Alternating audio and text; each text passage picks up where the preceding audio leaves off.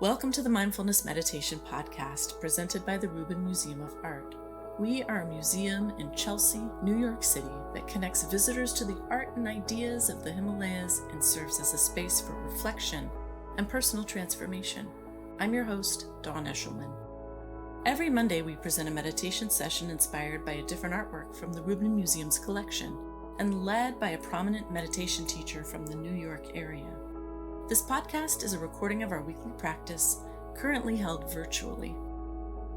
In the description for each episode, you will find information about the theme for that week's session, including an image of the related artwork. Our Mindfulness Meditation Podcast is presented in partnership with Sharon Salzberg and teachers from the New York Insight Meditation Center, the Interdependence Project, and Parabola Magazine. And now, please enjoy your practice. Welcome to Mindfulness Meditation Online with the Rubin Museum of Art. My name is Tracy Cochran, and I'm happy to be your host today.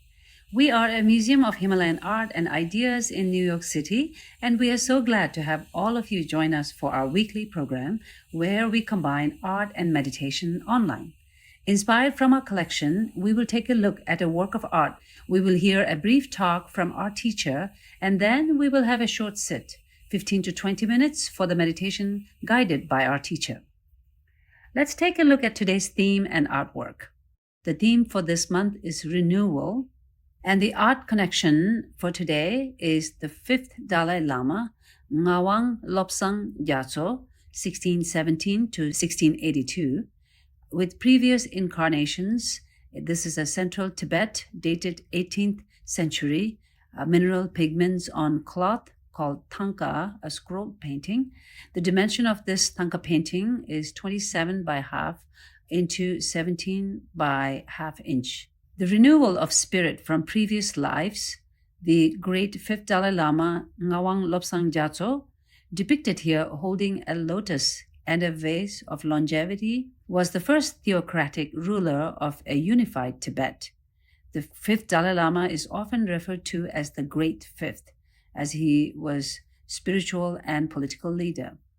His status is expressed through a language of divine inheritance, the succession of past glorious empires through reincarnation. In fact, we just celebrated His Holiness the Dalai Lama, the present Dalai Lama's 87th birthday on July 6th, and it was celebrated by fans and followers and Buddhists from all over the world, and all religion, in fact. The present Dalai Lama is the 14th reincarnation. And this particular Thangka painting we're looking at, the central figure is the Great Fifth, the 5th Dalai Lama. The 5th Dalai Lama identified himself as an incarnation of the Bodhisattva of compassion, Avalokiteshvara. In Tibetan, it's Genrig Zik, depicted in this painting at top center.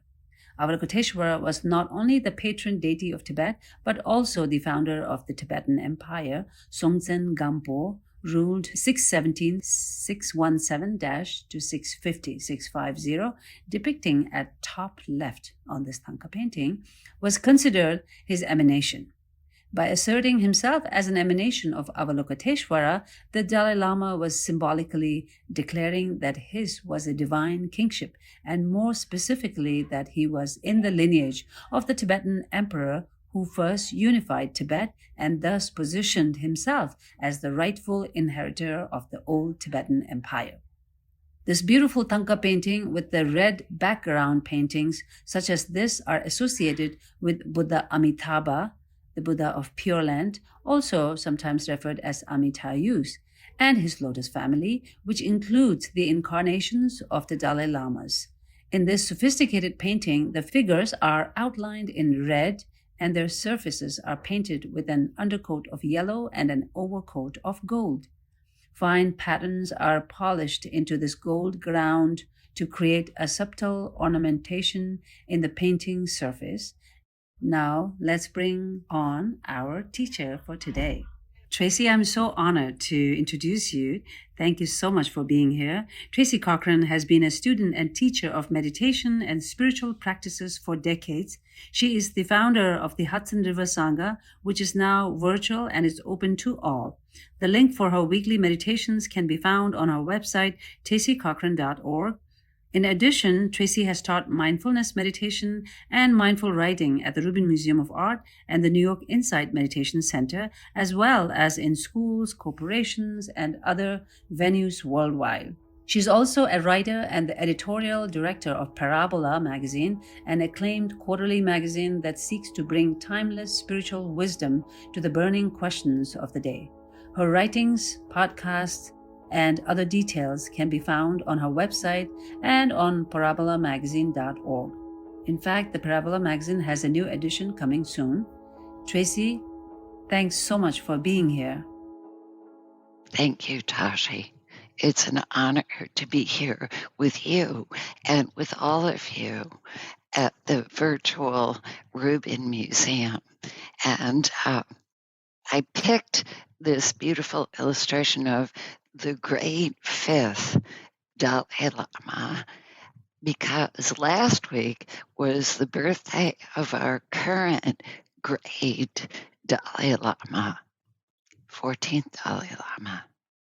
And both of these great Dalai Lamas were characterized by having this extraordinary ability to be very effective in the world and do hard things, and at the same time embody this great bodhisattva of compassion.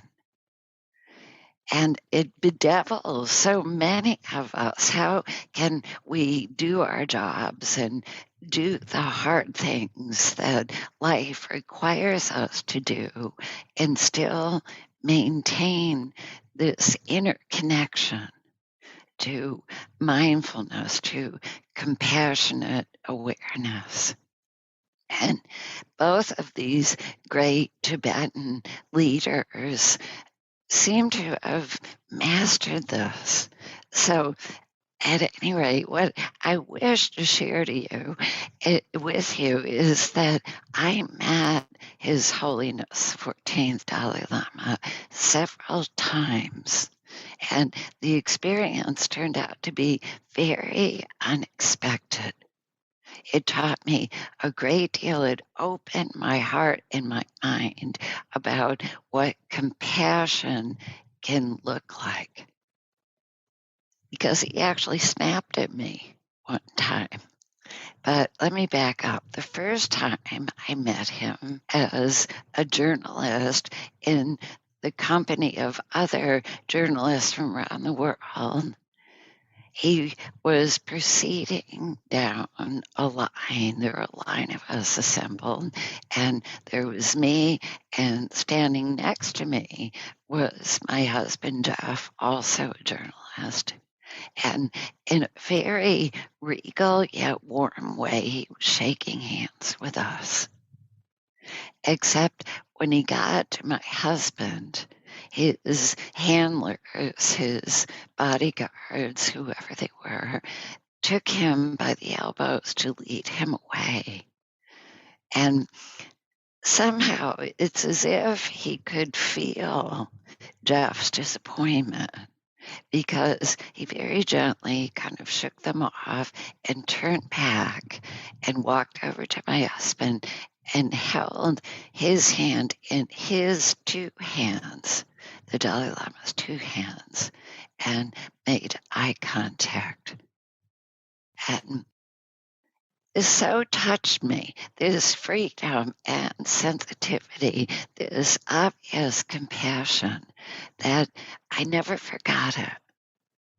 So another opportunity came up some years later to meet the Dalai Lama, again in a small company of people, and this time at an event honoring the former president of Costa Rica, Oscar Arias, winner of the Nobel Peace Prize. Did I want to go? yes, I very much wanted to go. And I was full of a desire to ask a question of the Dalai Lama and to have his response. So off I went again with Jeff.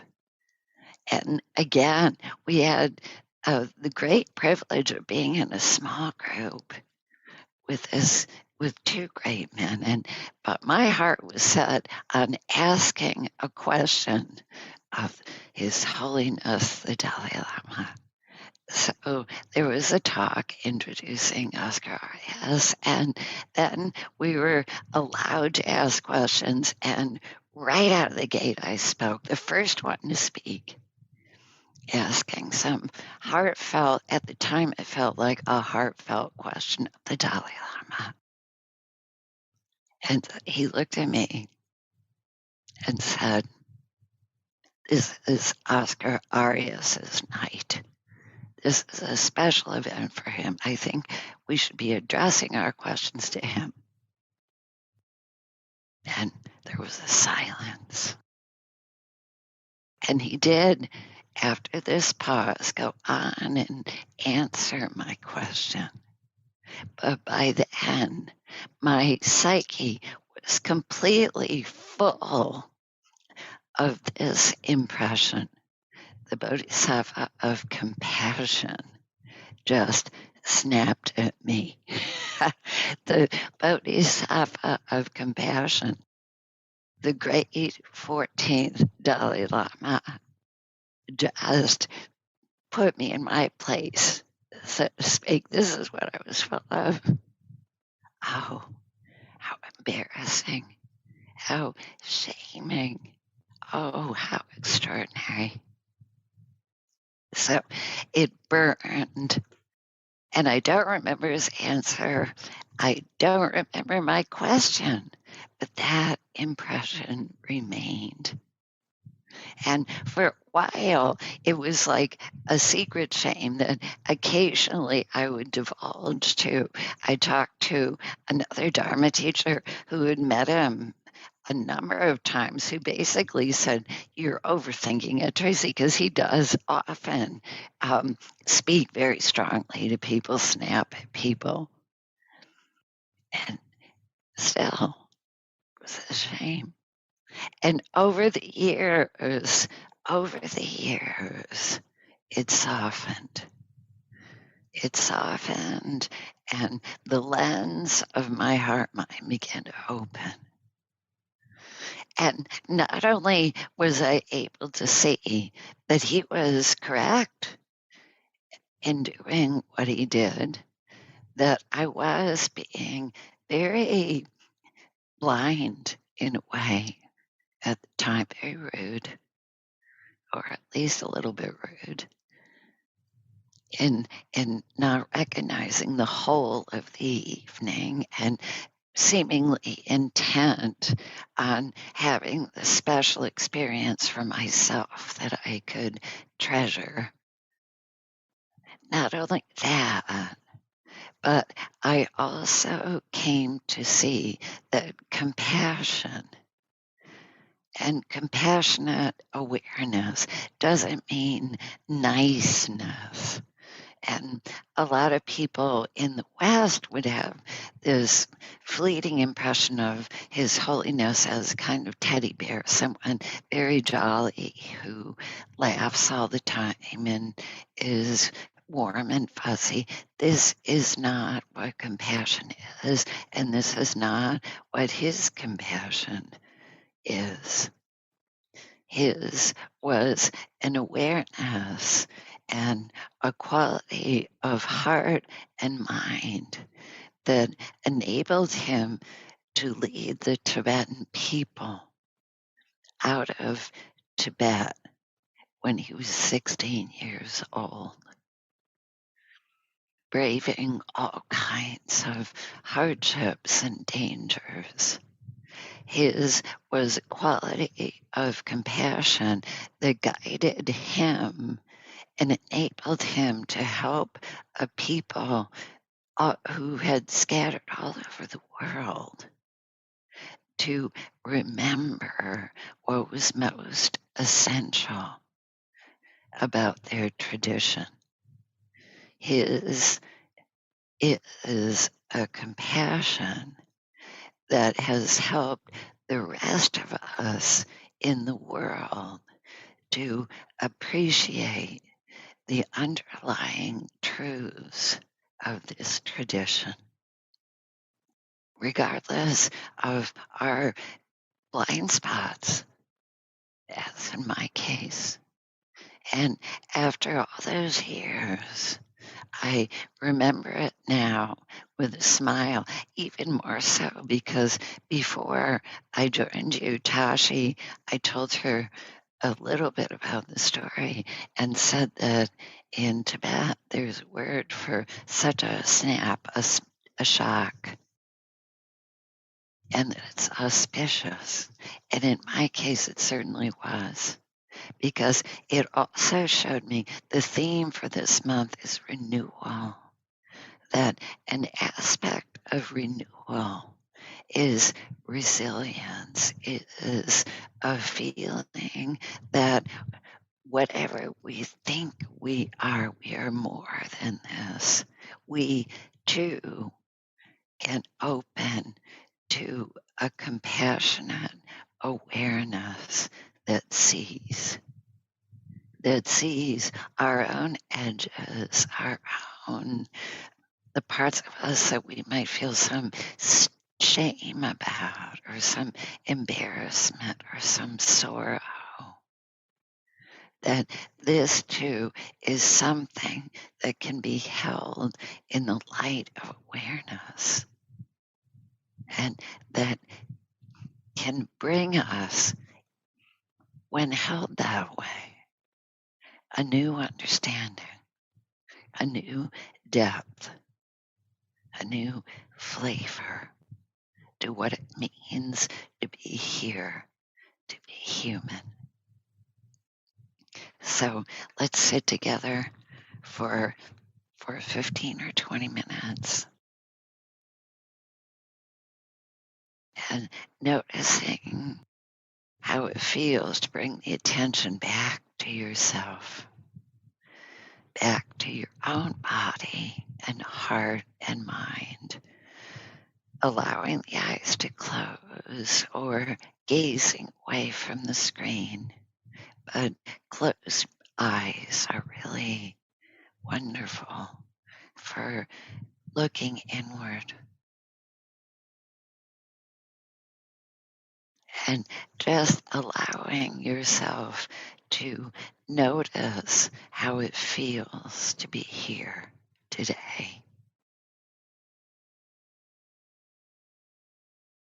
Noting that even though you are in your own home, your own office, you're also joining hearts and minds with others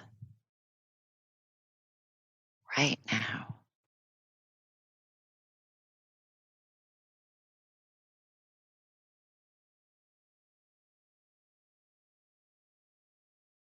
And notice that there is already an awareness that's here that can open to receive an impression of how you are today. Not thinking about it, not analyzing it,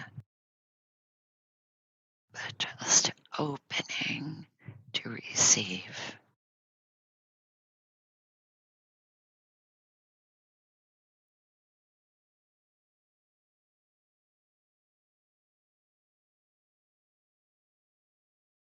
Letting this awareness, this attention go anywhere it's naturally inclined to go in the body. If there's a place of tension, it might wish to go there. or to just settle at the feet or the hands, or open to take in an impression of the whole weight of the body.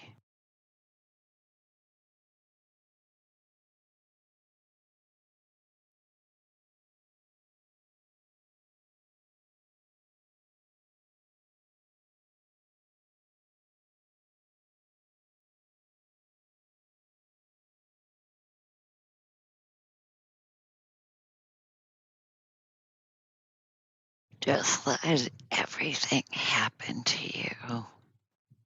Thinking, sensing, picturing, feeling. Noticing that this awareness can meet everything that arises with compassion and interest.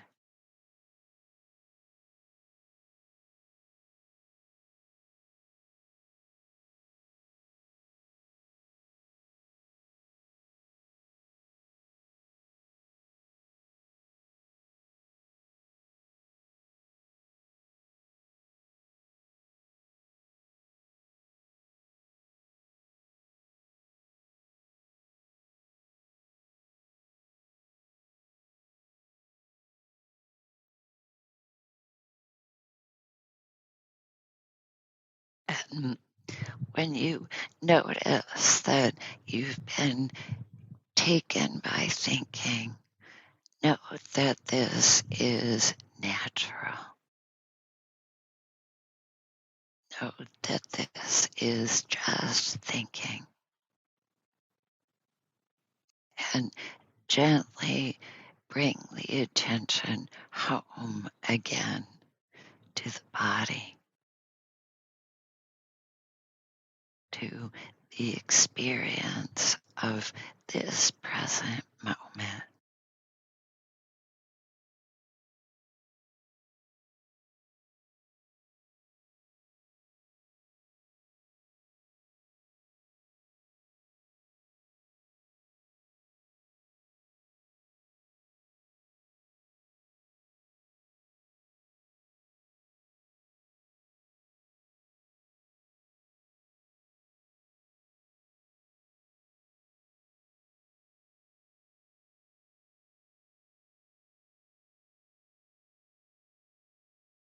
And notice how it feels to be under the gaze of an attention that's open like the sky.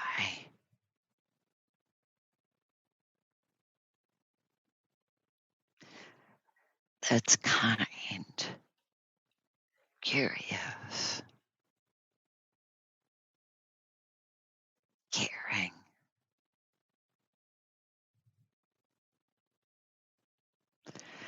And notice how it feels to have everything that comes up, every fleeting thought or fear or tension be accepted, seen,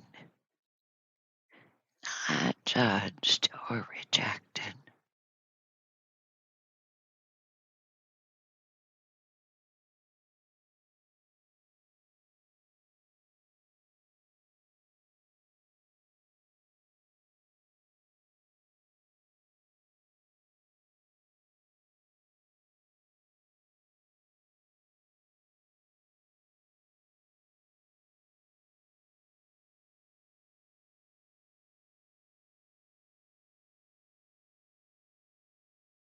Let yourself rest in stillness,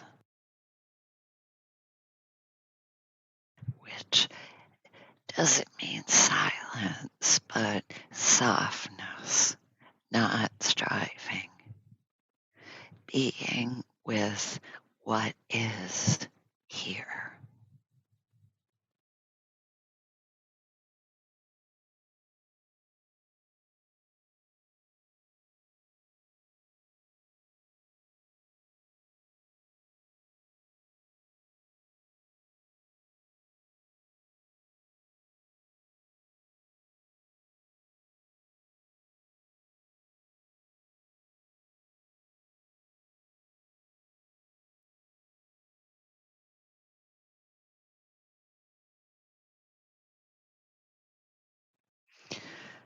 Notice as you settle down, as you make this movement of coming home to the body and the present moment.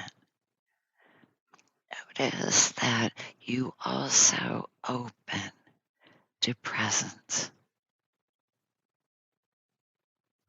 to an awareness inside and outside.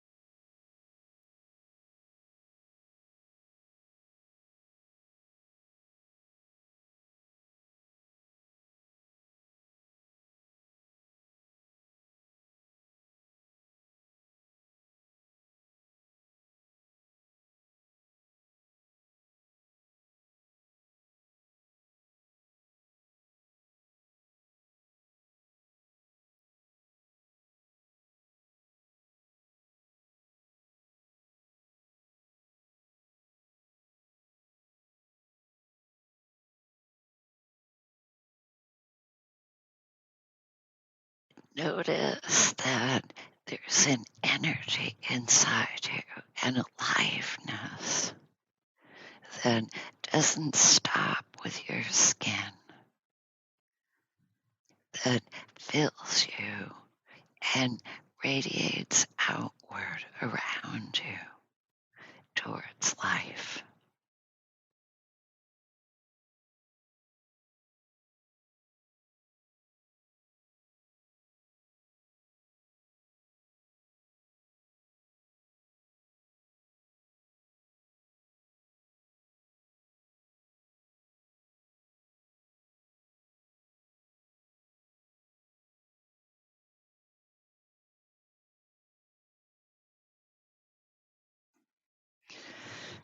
Notice how alive you are, how connected to life.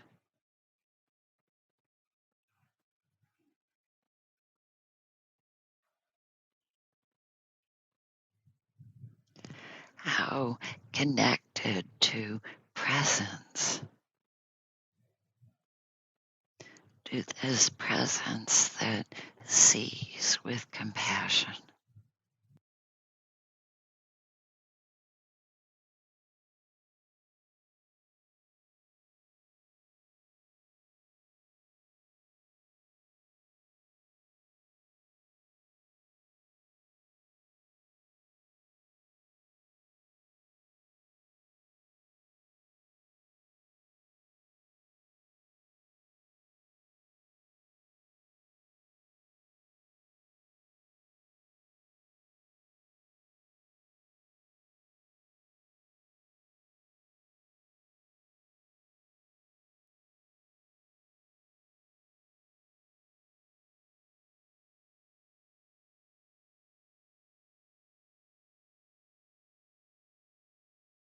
And notice how it feels to have everything, the times of distraction and the times of coming home to the present, everything acceptable, human,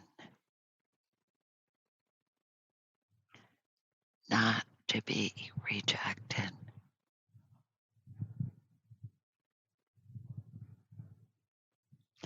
But received with kindness and curiosity.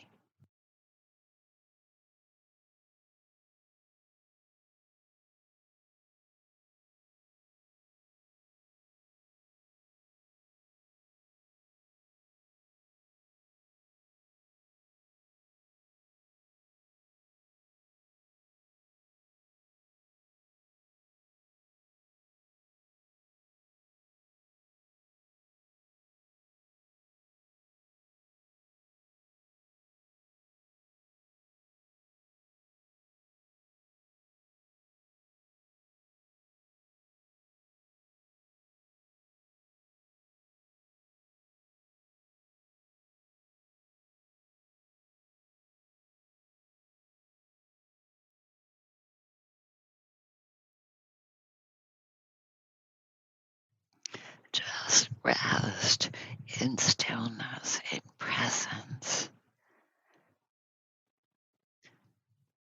not grasping at any solution, any story, any one impression.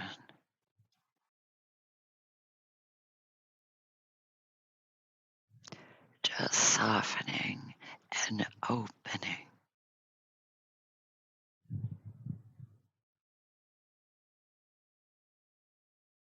And being with what is.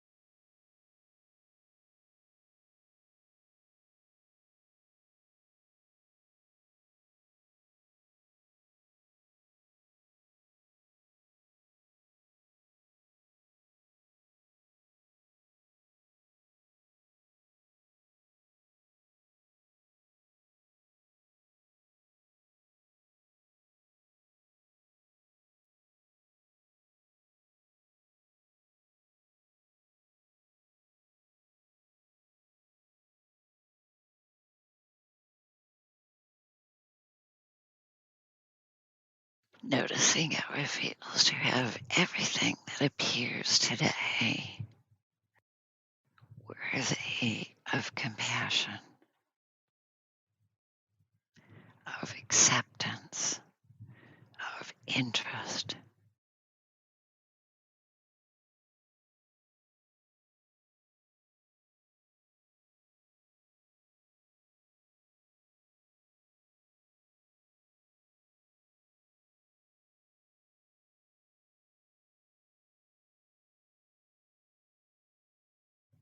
Letting everything arise and pass like waves in the ocean.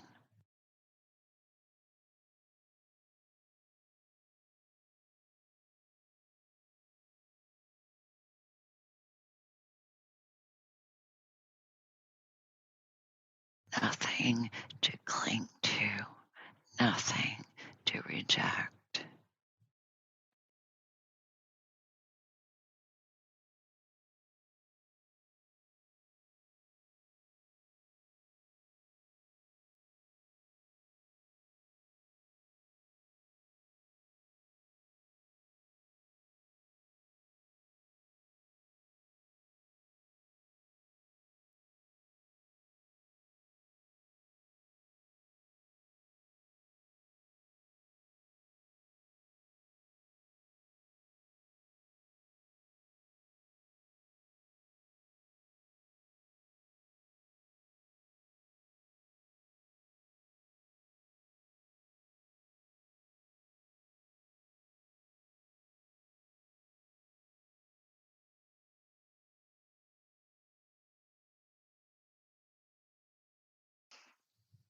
Just rest.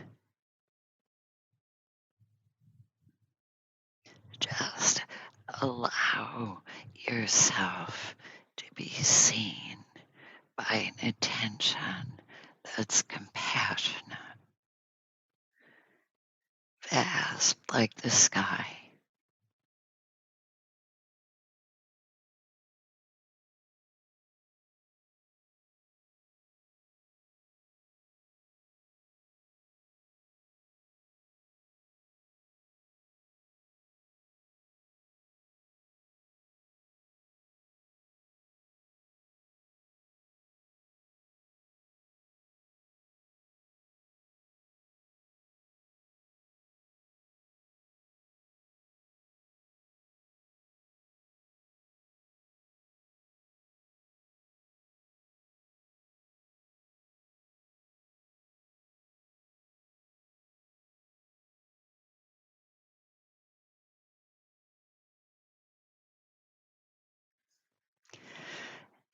Notice how it feels to accept yourself fully as human, subject to causes and conditions.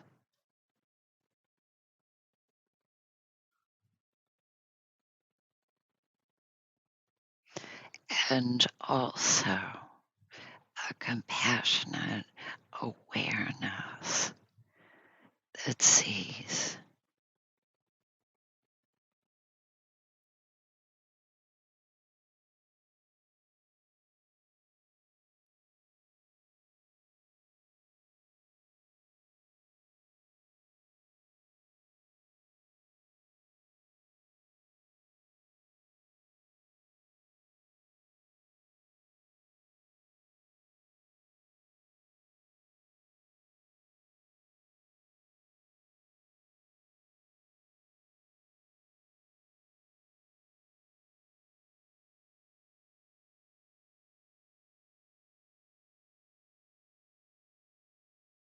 letting go of separation, of fear,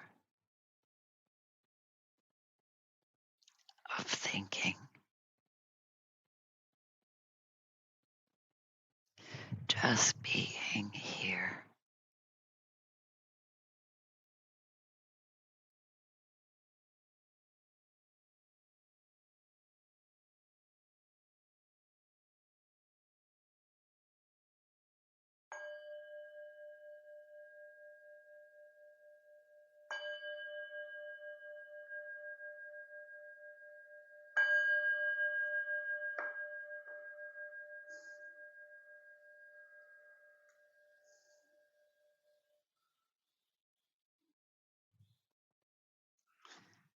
Thank you. Thank you so much for that beautiful session, Tracy. That concludes this week's practice. If you'd like to support the Rubin and this meditation series, we invite you to become a member. If you're looking for more inspiring content, please check out our new podcast, Awaken, hosted by Laurie Anderson. The 10-part series features personal stories that explore the dynamic path to enlightenment and what it means to wake up. Now available wherever you listen to podcasts. Thank you for listening, and thank you for practicing with us.